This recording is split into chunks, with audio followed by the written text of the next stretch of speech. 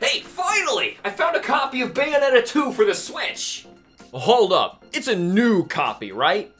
Yeah, this way we've actually got a code to download the original Bayonetta before we play the sequel. You have no idea how many used copies I passed up just to get my hands on this original game. But hey, we can finally play it! I mean, people love this game. It must be great, right? Better be worth all this struggle.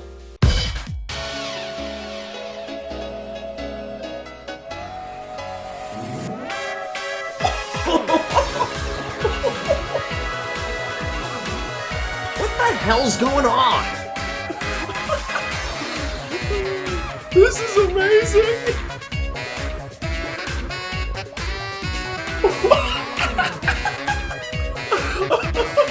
I'm so confused! Holy crap, what did I just play? Relax, big guy, one step at a time. How's the gameplay? Okay, so it's a hack and slash game with some stupidly fast-paced action sequences thrown in the mix, because whatever. Dude, this game is a total mess. It's amazing. I can tell you right now, the Joy-Cons were not the way to play this game. I even tried my GameCube controller, but it only seemed to make things worse. No matter the controller, the angel attack minigame at the end of each level is still unwieldy and awkward, but still stupid. And I like stupid. The difficulty options are just as chaotic. Normal is pretty darn difficult, but easy is a total joke. There's no enjoyable middle ground with this game, at all. Or maybe I just suck at it. You'll spend most of your time bashing angels away with various guns and even swords strapped to your hands and feet.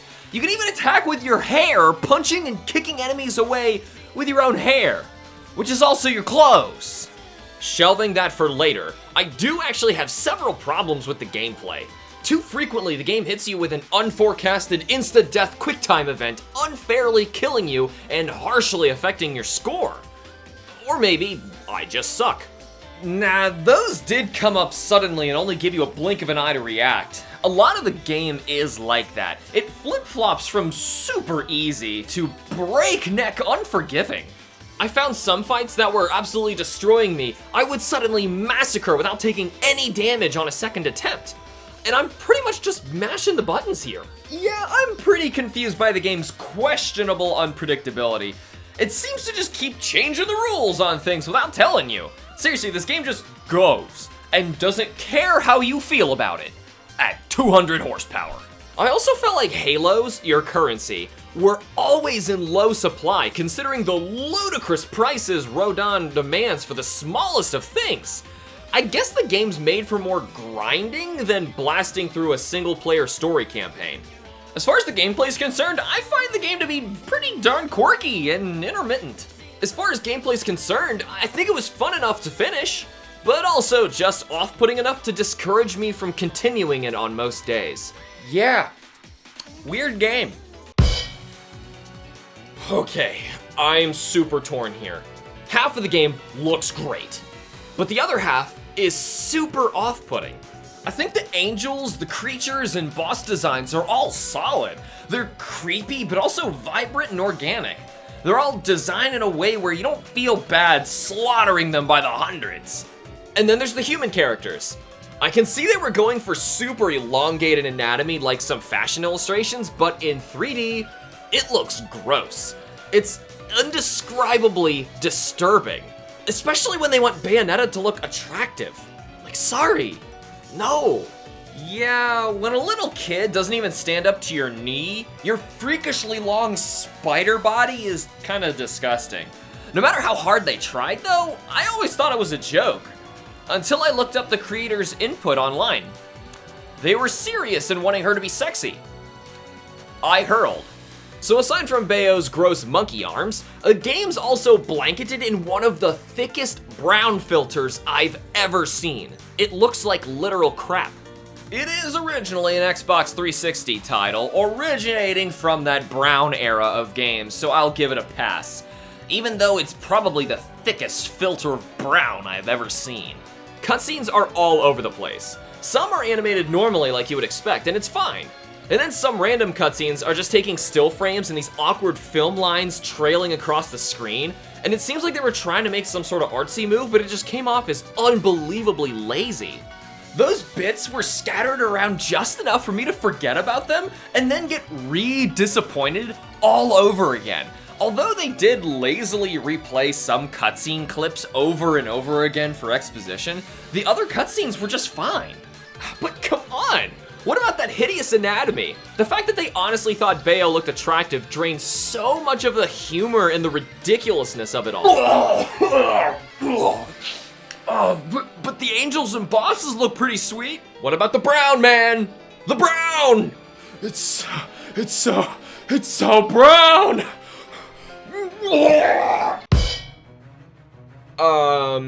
You're a witch, and you kill pretty much everything. Yeah. If anything was a total mess with this game, it was the story. I've got a feeling that this game's not about the story itself, but instead about how it's told. When you put it like that, the story is absolutely crazy. The action sequences are also ludicrously over the top and comically pushed to the limit. You can't help but have a great time with it. However, there are long stretches of the game where I was honestly unsure if the developers wanted it to be funny or not. Sometimes they take themselves too seriously as a joke, and other times they take themselves too seriously because they think it's cool. I'm so confused. I lost track of how many times we said those words. The only thing that you can be certain about with this story is that it makes absolutely no sense. I don't even know if the developers wanted that or not. There's mountains of lore and books to discover and read up on while you're playing. However, it all seems to be taking this all so seriously, I question whether I'm playing the same game. The opening sequence got me pumped like I was playing the weirdest crossover where No More Heroes, Devil May Cry, and Sailor Moon converged. Then the cutscenes were replaced by screenshots. And the game's story turned into a strange combination of halfway finished 3D animation homework meets Nicolas Cage reading a phone book. In all seriousness, you're a witch awakening from 100-year imprisonment, fighting your way through the ranks of enemy clan minions, working your way up to the top to stop their plans to destroy and recreate the universe. Everything else either doesn't make sense or doesn't matter. Okay, this might finally be the only section I can confidently respond to. Yeah, it's pretty weird, but it fits the over-the-top action-y style of the game. Yeah. Some tracks have some serious style to them and just make you want to kill angels with some crazy and classy moves like the super violent torture devices. Uh-huh. And hold on. What were you gonna say about the music? I thought you were finally certain about how you felt about it. I am. Half of it is pretty one-note and forgettable, but the rest is pretty fun and upbeat. It's okay. It's just okay. This game is outrageous. If you're a fan of over-the-top action, then you'll enjoy Bayonetta. Lanky Kong straps guns to his arms and legs and goes on a killing spree. I can certainly see why some people love this game, but also why some would just pass it right by. It's at least worth giving a try. Oh man, this game's hilarious! I think. Is it supposed to be funny? It's supposed to be funny, right? Because this segment's going on a little long. Okay. Never mind. They're definitely taking this seriously. Forget what I said. I feel kind of bad that I laughed.